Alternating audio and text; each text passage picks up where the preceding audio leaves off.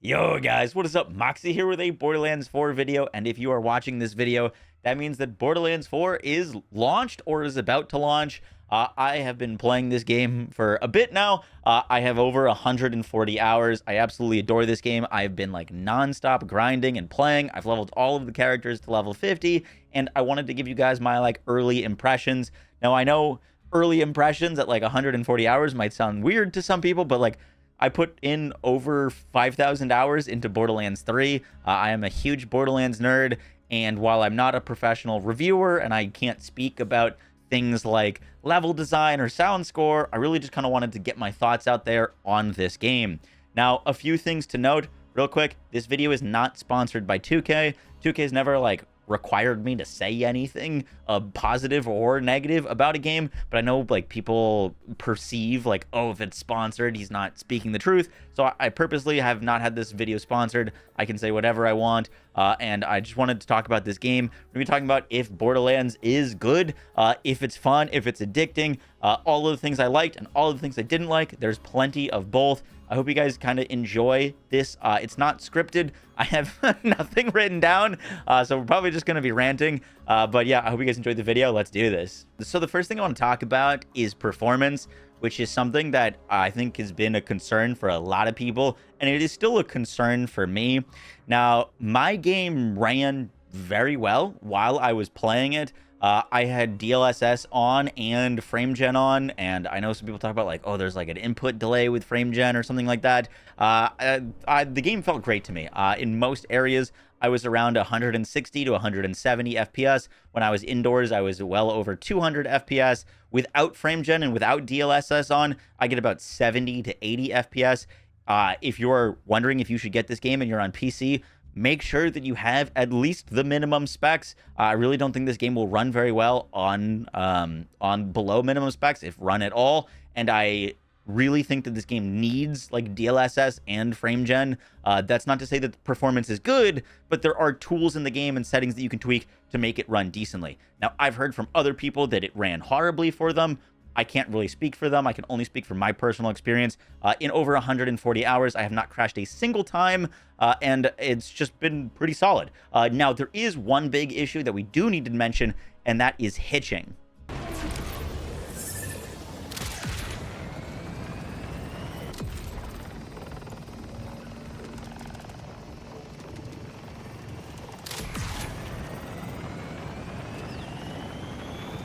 Dude, look at the hitching while driving. Ugh.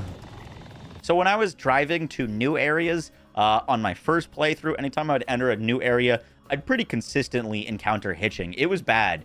I would take multiple hitches in a row. The game would slow down. It would stutter.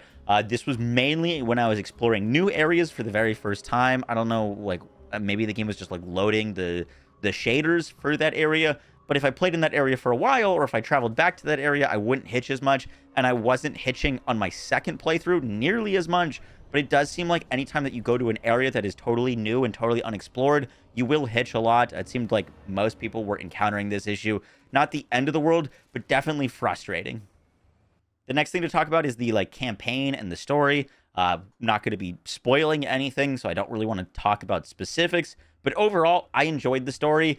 It's a huge step up, in my opinion, from Borderlands 3. I know that's not saying much, but the humor, like everything that they said going into this, the humor is more toned down. It is a grittier, darker, more violent story. And there's some highs and some low points of the story. I definitely think the pacing was a lot better. One of my biggest issues with Borderlands 3 is like so many times you just like are waiting for dialogues or to finish and characters to stop talking and they just won't shut up, and you get stuck standing and still like for 5 minutes. There is some moments of that, but it's definitely way toned down. And a lot of times when a character's talking, you just go out and explore the open world. So pacing felt better. The story's not going to win any awards, but I thought it was solid. I was engaged with it, and I'm not really a story gamer. So if you're a Borderlands fan, I think you're going to like the story. I think it is much better than Borderlands 3, but it's also not like an Expedition 33, if that makes sense. It is solid all around. Now, I did like some of the villains, and I don't want to say too much, but like I didn't think that the Timekeeper was as great of a villain as I was hoping him to be, and I thought that some of the other side villains were actually very good and had some like standout moments, and that's all I'll say on that. Next thing to talk about is the open world. Now, I really wasn't sure if an open world was going to work in Borderlands. I personally, part of the reason I like Borderlands games is because they are linear. However, I really enjoyed the open world. The way that the story is kind of laid out is there's a lot of big gaps in travel points, or a story area will start you in one area and it'll bring you all the way very far away to another area. And I think that's very intentional. If you're just beelining story, you might find it tedious to have to constantly keep moving from area to area. But I think Gearbox has done this so that you're trying to like they're trying to distract you, because there's a lot of things going on in the open world. There's bounties, there's side quests, which I've done hardly any.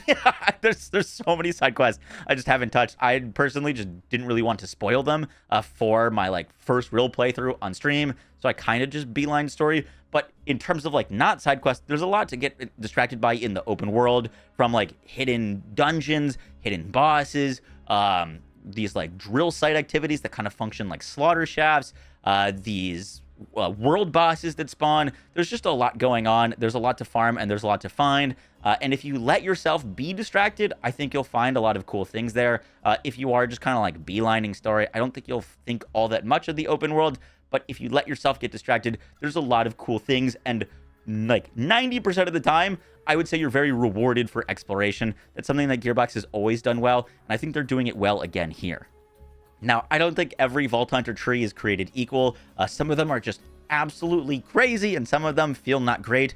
I'm not too worried about balance, because I know that's something that's going to massively change over time. But overall, Vault Hunters feel really great, and the progression on them feels awesome. The big thing that like matters to me is transformative progression, meaning that I can start at level 5 and my action skill is doing one thing, and then it's doing a totally different thing at level 30. And there's so many transformative things at so many different levels. It's not like you get to like level 30, get your capstone, and then it's over. Every point felt impactful, and every point felt like it meant something. And I've already been like min-maxing, and I just can't stop respecking. I've actually gone broke on multiple characters respecking, which, by the way, respecking is always a percentage of your gold or cash, so you can never actually like run out of respecs. If you have like 20 gold, it'll cost you like 2 pieces of gold, so you can never like not respec, so be doing it a lot.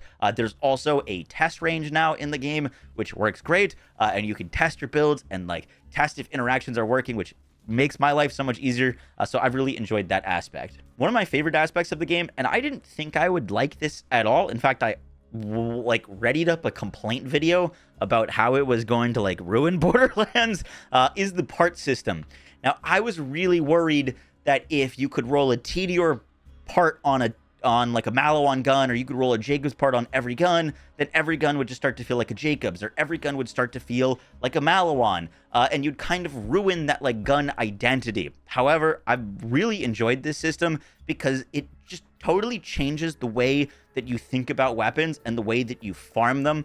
Farming in this game is like way more optimized. You can just use the Moxxi's Encore machine to constantly respawn a boss. If you need to farm a boss a ton, it's way more easy to do that. You don't ever need to save quit. And part of the reason farming is great is because the part system is so interesting. So for example, if you're farming a legendary sniper rifle, right? And you really want this legendary sniper rifle. It's a Ripper sniper rifle. It does a ton of damage, and it's great against single targets. That is cool, but maybe you want that sniper rifle to also be good at mobbing.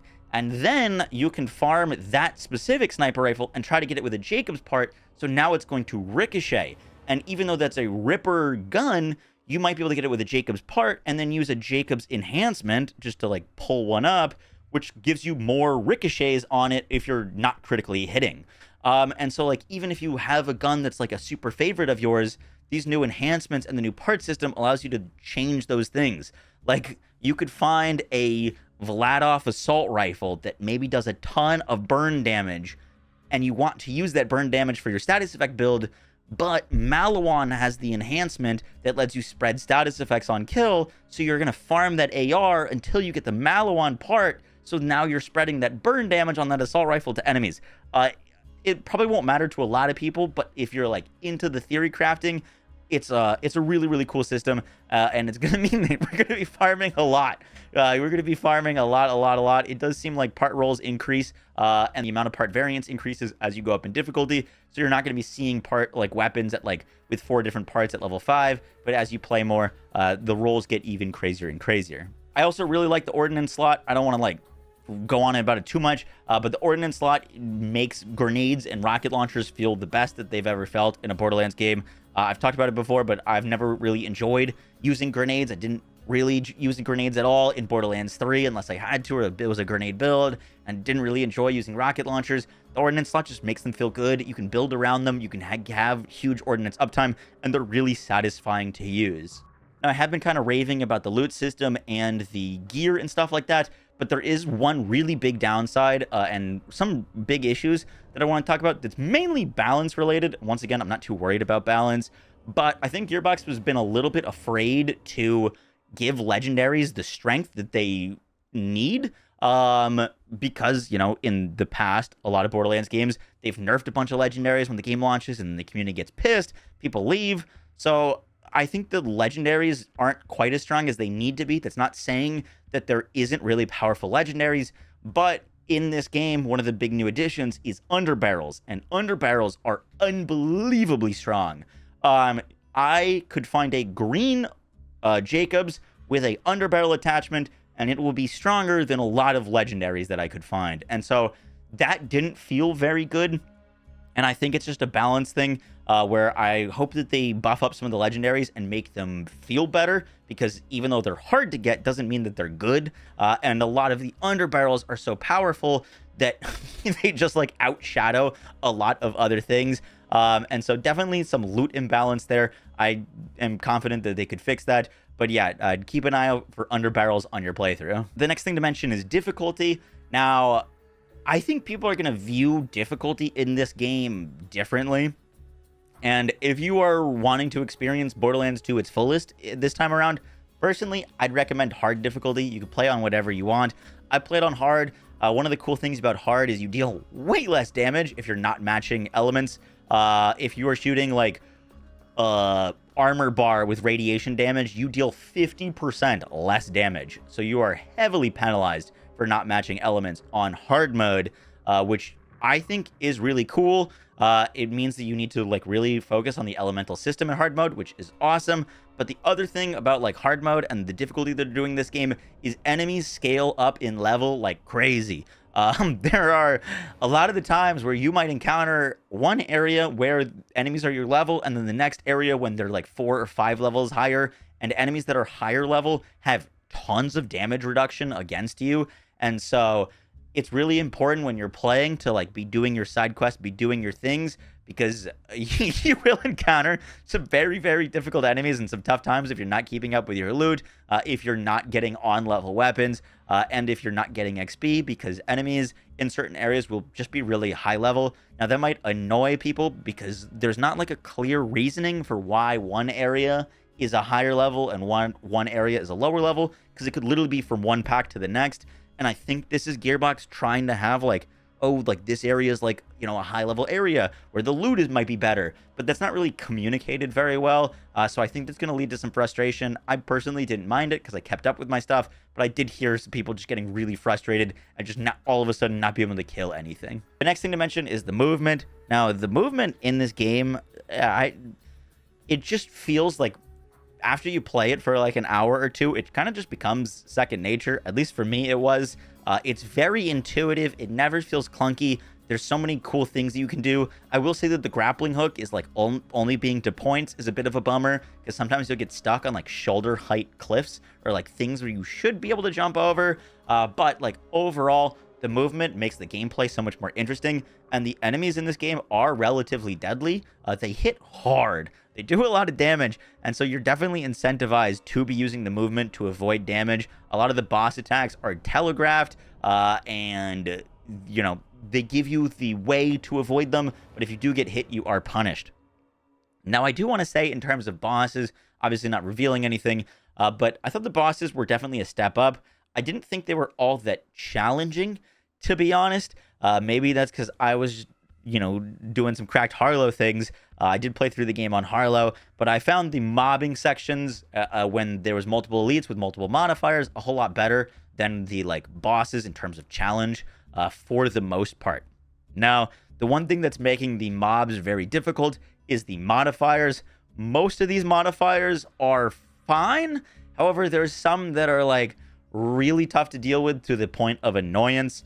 For example, there's an elemental eater mod that can roll on enemies that when you deal that specific damage to them, they heal. But for example, I might be playing a Harlow build where all of my damage just deals bonus cryo. And now, all of a sudden, I just can't kill this guy because I'm just dealing bonus cryo damage, and he's eating it, and it heals him a ton. So there's definitely some annoyance with modifiers. I'm sure they're going to adjust them, but like another one is this modifier called centripetal, that when you kill an enemy, it creates a black hole that you just like can't escape from. And if you get multiple enemies when centripetal, it becomes a huge pain in the butt. And in a game where it gives you such precise control of your character, getting sucked into multiple black holes in a row where you lose all control of your character just feels terrible. So the modifier system definitely amps up the difficulty, but there are some that I just like really don't like, and I don't think they're making the game more fun in any way. Now, I do want to just mention Endgame. I'm not going to go into any specifics or anything like that. Totally spoiler-free, but I would feel dishonest if I didn't mention my feelings about the Endgame, because I'm glad that we have an Endgame system, but Endgame, to me, is currently the weakest aspect of this game. If I had a score for the campaign and the base game, whatever that score would be would get knocked down by at least 1 point by the Endgame. That is all I'll say. I'll probably have like a separate video on the Endgame. I don't want to go into detail because I know a lot of people aren't there yet, and so I don't want to say more than that, but there's definitely some things at Endgame that I wish we had that we just don't have. That's all I'll say. Guys, that is going to kind of do it for our like review. Some keynotes. If you are below minimum specs for PC, I would be very careful, very cautious. This game runs great for me, but I can only speak for myself, and it sounds like it could be a total nightmare if you can't have frame gen or you can't use DLSS. So just be very, very careful of that. If you're a Borderlands fan, I think you're going to like this game. It is very Borderlandsy. There is, some of the cringe humor and stuff like that from Borderlands 3, but it is definitely toned down. It's more found in the side quest than the main campaign. But the loot, the shoot, those aspects, I think this game does very, very well. And if you are not a Borderlands fan and you're on the fence, I would definitely go watch other videos. I am, inherently biased to Borderlands. I like this game. I put 5,000 hours into Borderlands 3 when I know a lot of people couldn't even put 5. So I really dig it. I think it's great. There's definitely a lot of things that they need to improve, from performance to balance to the end game and more. But I think it's a great launching point for the game, and I can't wait to see what they do with it in the future. I will catch y'all in the next one, guys. Take care. Bye.